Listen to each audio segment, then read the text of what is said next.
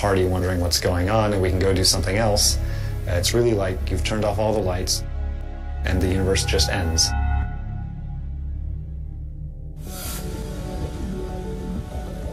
Innovative physicists Robert Caldwell and Mark Kamiankowski proposed the notion of the Big Rip, a grim hypothesis about the final fate of the universe.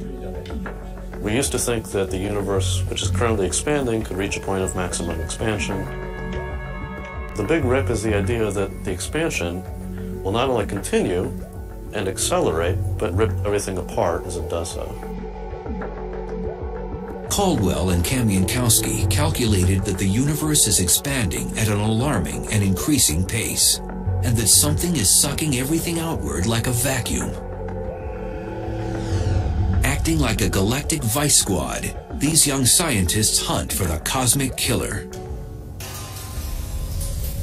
They believe a mysterious phenomenon called dark energy may be the culprit. Figuring out what dark energy is probably the #1 goal of cosmologists today. Dark energy is dark, so you can't see it. We can feel what it is. We feel it through its effects on the gravitational behavior of the universe. There could be some dark energy in this room, under the chair. It's only when you look at its properties on really big cosmological length scales, billions of light years across, that you start to see the cumulative effects of the dark energy. It causes things to be pushed farther away from each other and contributes to the expansion of the universe in a quickening pace. Edwin Hubble, whom the Hubble telescope is named after, first discovered the universe is expanding back in the 1920s. But it wasn't until 1998 when a crack team of scientists measured that this expansion is moving like a runaway train. A nice analogy is to imagine that the universe, our three-dimensional space, is like the surface of a rubber balloon that I'm blowing up. Okay, I'm going to blow up the balloon as a demonstration of the effects of the expansion of the universe. As the balloon gets bigger, that's a depiction of the expansion of galaxies. There's a galaxy. Another one. Where's our galaxy? Okay, we live there. Okay, that's our home. As the universe expands, every other galaxy gets farther away from us.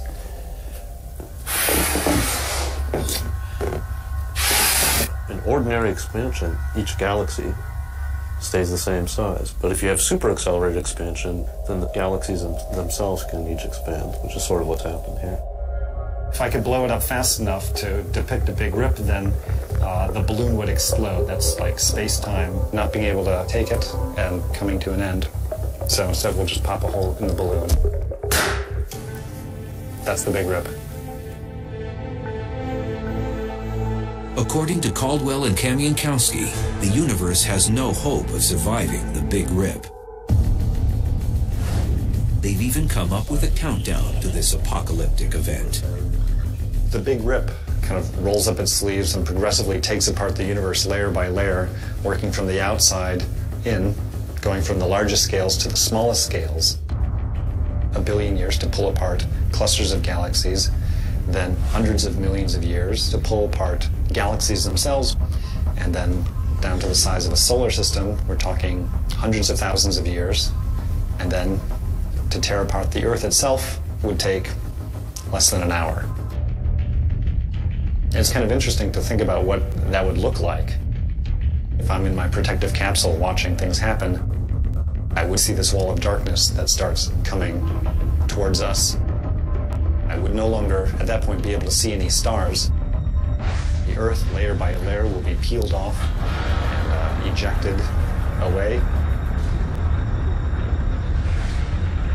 Everything in us, the molecules that hold us together, would get ripped apart, and every atom that makes up your body would fly off to infinity in a very short period of time. Fortunately, mankind doesn't need to lose sleep over the Big Rip. Caldwell and Kamiankowski estimate that it will climax 50 billion years from now, when the universe is over 3 times its current age. What's really fun for us is to try to figure out whether this is actually what's going to happen, to paint the science fiction scenario of what might happen and to think what might happen to us.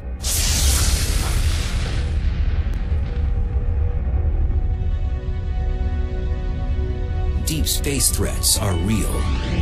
Some could harm us tomorrow, others in the far future. But one thing's certain, something will terminate Earth and probably the entire universe once and for all. It's only a matter of time.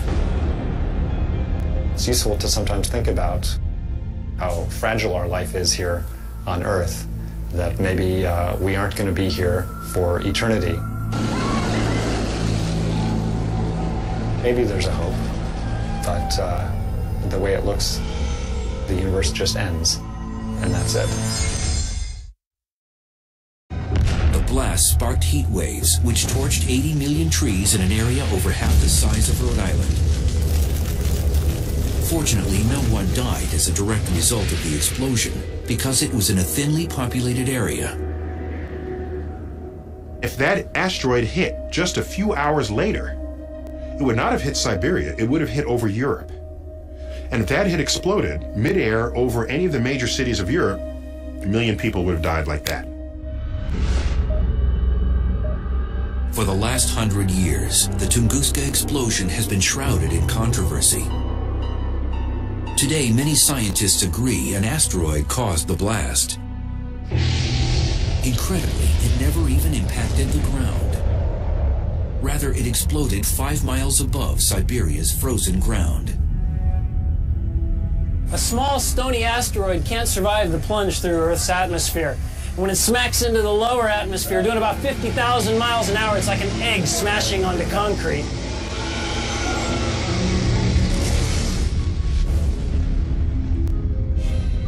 The blast over Siberia released energy equivalent to 15 megatons of TNT, 1,000 times greater than Hiroshima.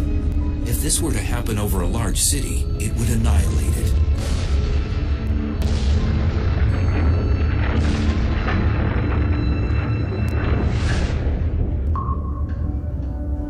Scientists call these trespassers near-Earth objects, or NEOs. They're asteroids and comets, which are leftovers from the formation of the planets. Comets move in the Oort cloud and the Kuiper belt, which is beyond the planet Neptune.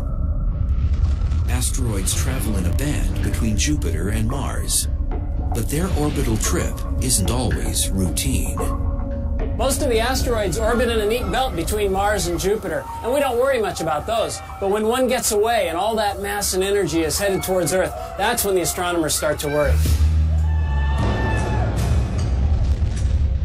Oftentimes, these cosmic remnants get bumped out of their orbit and head on a collision course with Earth. Our planet's thick atmosphere vaporizes the vast majority of them. But a larger object can knock through our atmosphere and actually impact the ground. If you want to turn to the cosmos and look at the forces that would have us dead, asteroids striking are real and they're bad. It's happened before, it will happen again. 65 million years ago, an asteroid the size of a small city plummeted down from the sky. It exploded in the Yucatan Peninsula near the present-day Mexican village of Chicxulub with the force of 100 million megatons of TNT. It hits the Earth, casts billions of tons of Earth's crust into the atmosphere, cloaking Earth, blocking out sunlight, knocking out the base of the food chain, and sending a wave of extinction across the tree of life. It is believed the ferocious impact contributed to the mass extinction of the dinosaur. We can think of asteroids as being bad things, But were it not for an asteroid, we wouldn't be here today. Our mammal ancestors were running underfoot, trying to avoid being hors d'oeuvres for T-Rex. T-Rex gets taken out. Well, this opened up an ecological niche that allowed our mammal ancestors to evolve to something more ambitious than a rodent. And out comes the primates, and among the primates we have people. But ironically, the very kind of cosmic boulder that paved the way for humans to exist may one day wipe us off the planet.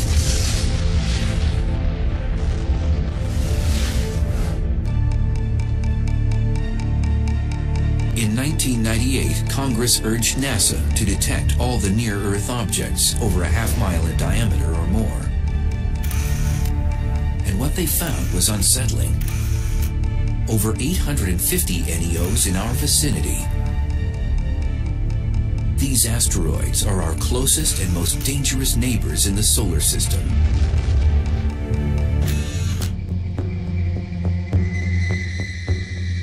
Donald Yeomans heads the NEO program at NASA's Jet Propulsion Laboratory.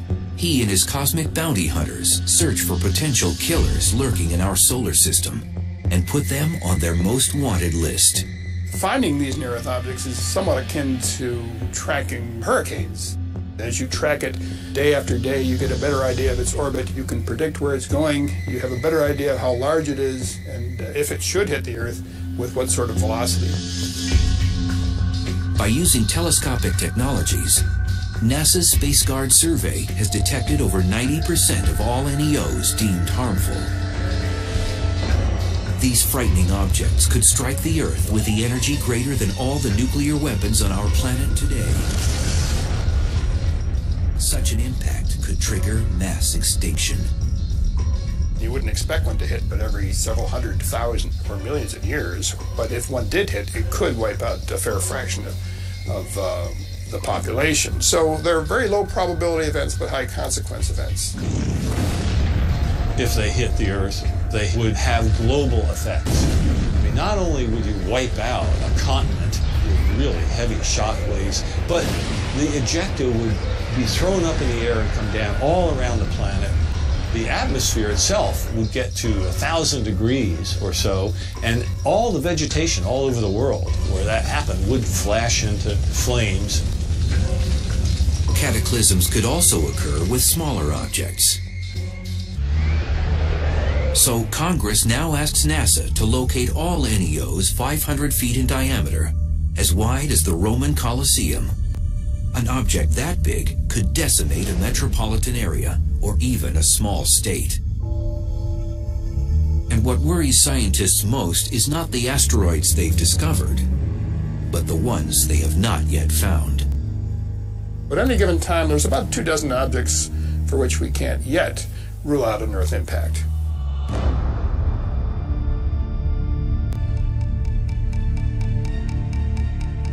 Former astronaut Schweikert has taken the threat of NEOs one step further.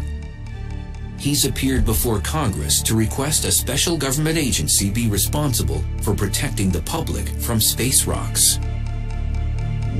Today, we have the technology to stop near-Earth objects from impacting the Earth for the rest of history. I mean, we can literally now begin to reshape the local solar system so that our survival is enhanced. The question is, will we? Or will we go the way of the dinosaurs?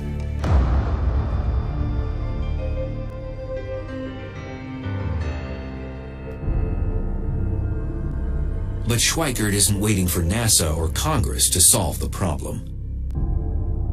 He has his own plans to save the planet from the next asteroid impact.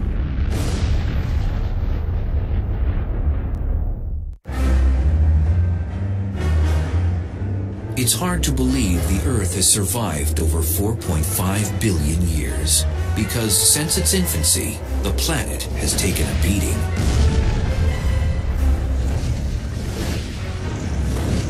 Like a boxer, our world is under constant assault from asteroids that enter our orbit each year. But in the future, Earth could be knocked out. Former Apollo 9 astronaut Rusty Schweickart refuses to be bullied by asteroids. And now he's ready to defend Earth against these harmful rocks. We've discovered that there are these near-Earth objects flying by us all the time. And we've gotten more and more capability to modify our environment to enhance our survival. Schweickart is particularly concerned about an asteroid named 2004 MN4, better known as Apophis. This pockmarked rock, approximately 750 feet in diameter, swept near Earth in 2004. Now it's scheduled to pass dangerously close to our planet again on Friday the 13th in April 2029. So in 2029, Apophis will come closer to us than our own communication satellites orbiting the Earth. It will be so close that people who are in the right place will be able to see Apophis go by the Earth with your naked eye. You won't even have to have binoculars. That's how close that asteroid is going to come. Apophis has an over 99% chance of missing the Earth in 2029.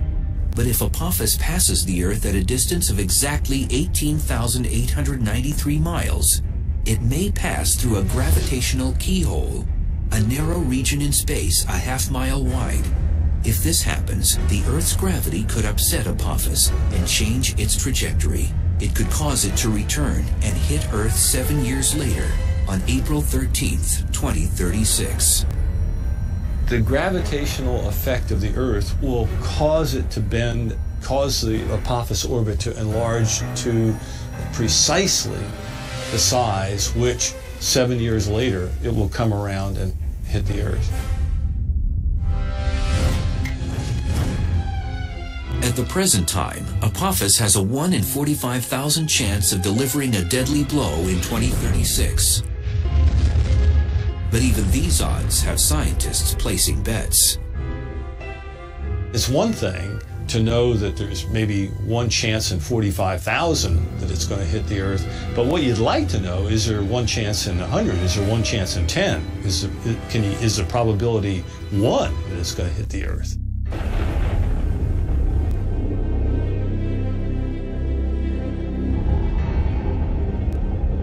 Schweickart believes we must regard Apophis as we would any natural disaster. He's even mapped out where Apophis might strike. You have the date of the impact, the time of the impact, the orbital inclination, and you can make a map. And what that map shows is what I have called a path of risk that goes all the way across the planet. And I look at this and I see a high probability of impact and I say, whoa, where might it hit?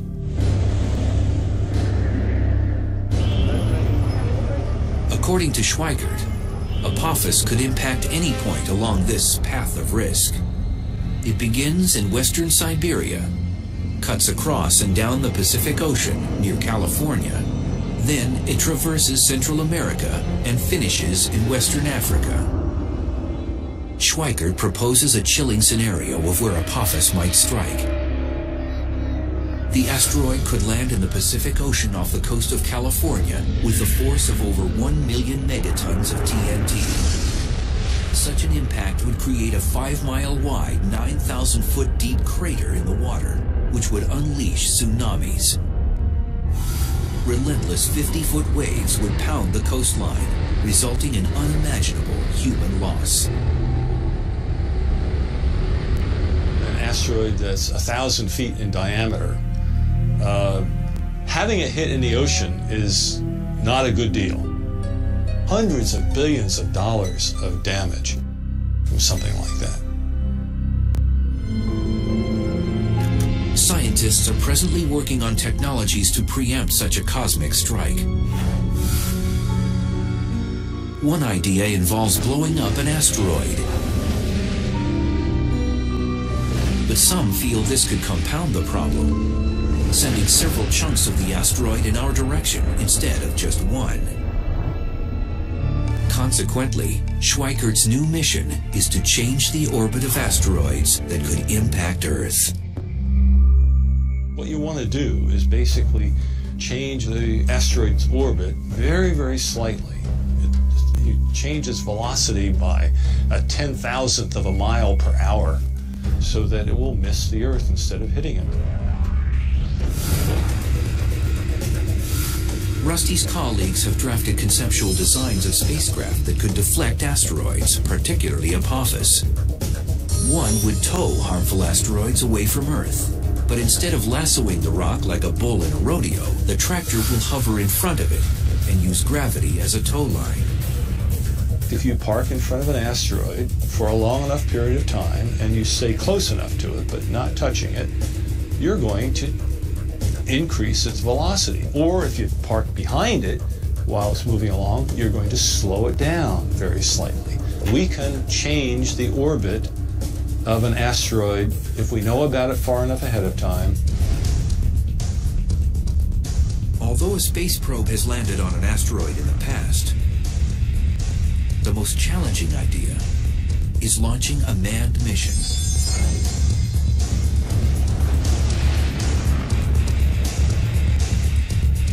Once landing on the rock, astronauts could mount a radio transponder to track its whereabouts.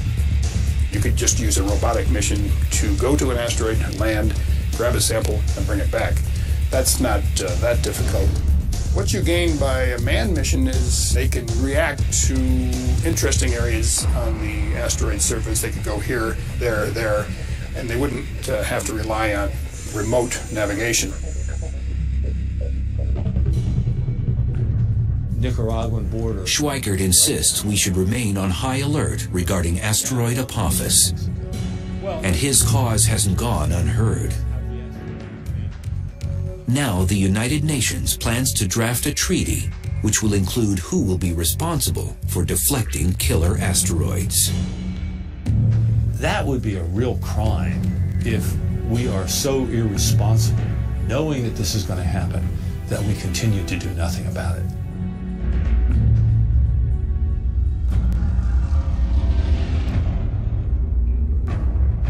But asteroids and comets are not the only deep space threats. Earth has had its ups, and Earth has had its downs. We never know what's going to be around the next corner, and a lot of it is bad. In far-off galaxies, galactic invaders are at work, itching to end life on the planet as we know it. 3 times daily, a strange flash pulsates across our sky. It's hundreds of times more powerful than the world's total nuclear armament, but it's not man-made.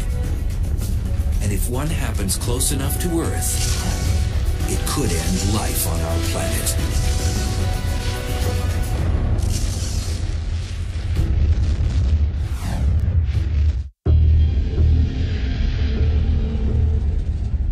Most Earthlings are unaware of the potential hazards in space, but the list is long and growing. Imagine this. Within our own galaxy, the Milky Way, a massive star explodes, sending a lethal burst of energy rocketing toward our planet. This is a gamma ray burst, the biggest explosion to rock the universe since the Big Bang. In the cities and countryside below, there's no warning of what's about to happen. And then, it strikes. It would be equivalent to standing 1 mile away from Hiroshima, any place on the Earth. The potent radiation cooks the upper atmosphere. Our ozone layer roasts. Across the hemisphere, human beings burn to death from radiation 100 times the fatal dose. The disappearing ozone layer causes increased temperatures around the world, triggering cyclones, tsunamis, and hurricanes. most life on the surfaces of land and water incinerates. This may seem like science fiction, but it could happen if a gamma ray burst hit Earth from 100 light years away. Gamma ray bursts are the brightest explosions in the universe. Because they're so far away and yet still so brilliant, they must involve an enormous amount of power. As much energy as the sun will emit in its entire 10 billion year lifetime.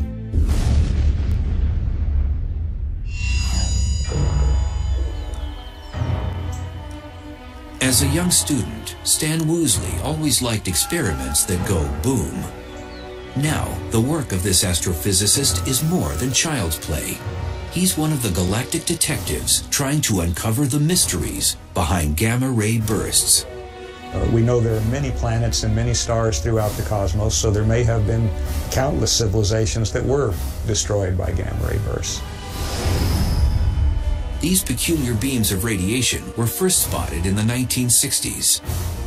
At first, most astronomers believed these gamma ray bursts must exist in our own galaxy, the Milky Way, because they're so bright. There were reasons for that. One was that if they were outside the galaxy, the energy was almost unbelievable.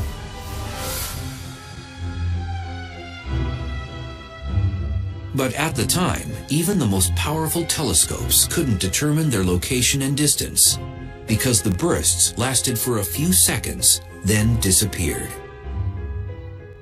But then astronomers wondered, what about their afterglow?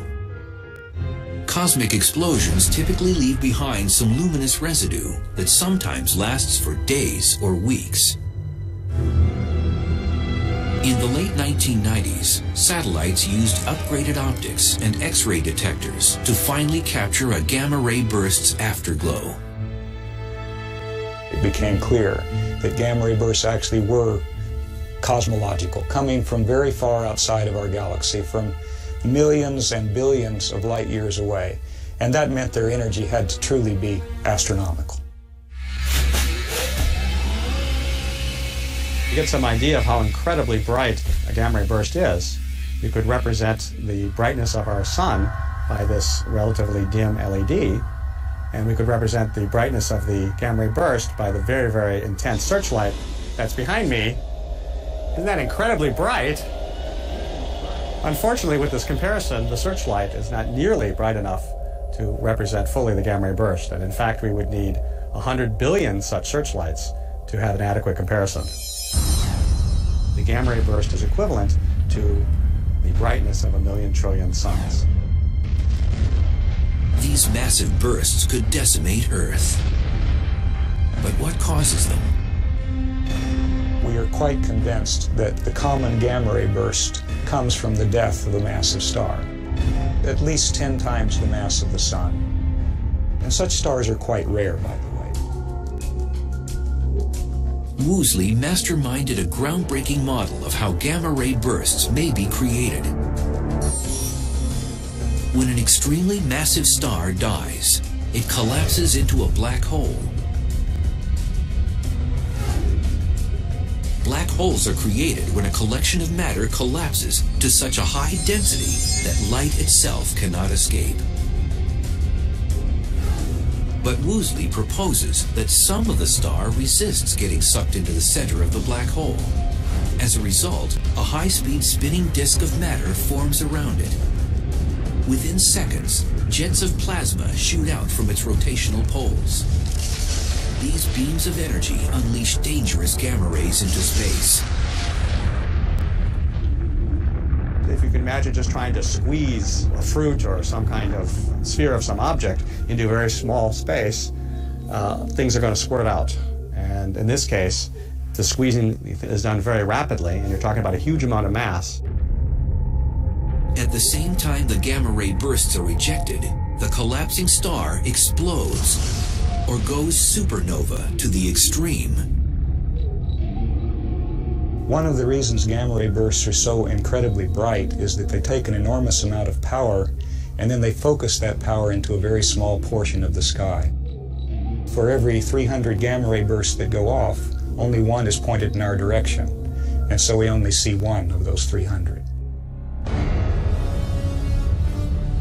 Even if a gamma-ray burst were to occur not 100 but 1,000 light-years away, the Earth could still face apocalyptic destruction.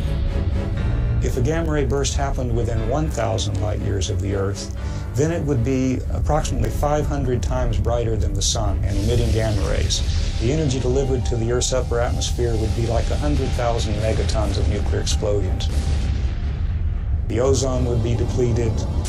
We'd have acid rain, but we'd also have flash burns, incineration of vegetation, perhaps something resembling nuclear winter. So there could be a global extinction of many species. Now, the far side of the Earth would be a special place to be, because gamma rays don't go through the Earth, and if you were on the other side, you wouldn't get flash burned. But the effects of depleting the ozone and changing the composition of the atmosphere would eventually come to the other side, and there the effects are unknown. Statistically, this ghastly scenario has a 1% chance of happening once in the Earth's entire lifetime. But even these odds aren't reassuring if you're living on the planet at that very moment. If you're caught in the beam, that's a bad day for you. If one of these happens in your galaxy and that beam is coming your way, go hide in a cave, because this is very high energy radiation. It's the kind of energy that will decompose your molecules, and you just don't want to be around when that's happening. There currently are no defense measures to shield us from gamma-ray bursts if they happen close to Earth. They travel at the speed of light, 186,000 miles per second. By the time we detect them, they will have already struck our planet. Gamma-ray bursts could pose a hazard to the Earth or to anything living that came within their bore site, but as we've seen, they're very infrequent. And there are other things in the heavens and on the Earth that are much more dangerous. Cataclysms routinely erupt in some corner of the universe. And one day, something will snuff out Earth.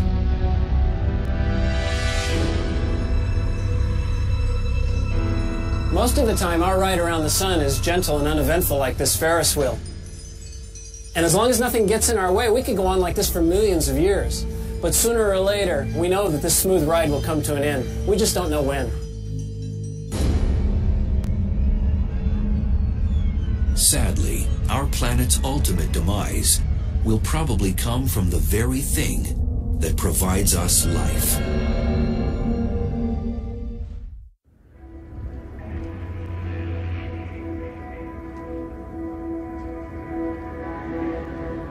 Earth maintains a cozy lifestyle, being third rock from the sun. For over 4 billion years, the sun has been an ally, warming and feeding our planet. But in time, our solar heater will become our enemy. The sun and the Earth have a unique relationship to each other. The Earth has a particular temperature, it's a particular size, it has life on it, and oceans, and those things depend on the sun. The sun is at the root of the existence of life on the Earth, and the sun will be at the root of its demise as well. Earth's relationship with the sun will become dysfunctional when our solar mother really turns up the heat. The sun gets hotter because it's burning hydrogen into helium.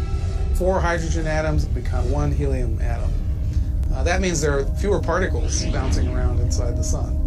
And that process basically means that the sun has to get hotter and brighter to hold itself up. As the sun's core gets hotter, its outer parts will swell in size and turn red. If you have a bonfire, you have all this wood there, you build it up, and at some point enough logs get burnt and the thing collapses and you get this huge burst of sparks and it gets much brighter. In a sense it's like that because the sun is right now burning hydrogen into helium, and the helium is the ash of that, if you like. And then as the sun collapses enough, the ash relights and the helium burns into carbon. And that's when things get really hot. At this point, the sun will expand into a red giant and incinerate most complex life on Earth. When the sun becomes a red giant, it will grow to 30 times its size. So the surface of the sun will actually be out beyond the orbit of Mercury. The luminosity of the sun will go up by like 1,000 times. And that's going to make the Earth so hot that the outer crust, the rocks, the solid part of the Earth, will melt. The whole planet would be a glowing ball of lava. The sun will fry the inner planets, and even though the sun will become red and cooler, the Earth will be much hotter. Just leave the Earth a burnt cinder, like a charcoal briquette. So that would be bad for life on Earth. And the Earth's hellish fate isn't over. As a red giant, the sun will fluctuate in size before collapsing into a white dwarf. The sun that was huge suddenly becomes the sun that's very small and extremely dense. It's only about the size of the Earth, sitting down there at the center of our solar system, very much fainter than it used to be, and then everything cools off. And then that object is no longer generating energy either, so it begins to cool as well. So the final fate of the solar system will be to cool off and freeze. Humans will probably have relocated to another planet or become extinct before the sun turns Earth into a snowball. However, the sun may dry up our world much sooner. If the sun doesn't get us at the time of the red giant phase, it may well get us earlier by just becoming bright enough to cause the oceans to evaporate. Water is an essential component for all life. And so if the Earth actually loses all its water, then that's another reason why life might disappear from the Earth, and it would again be the sun's fault.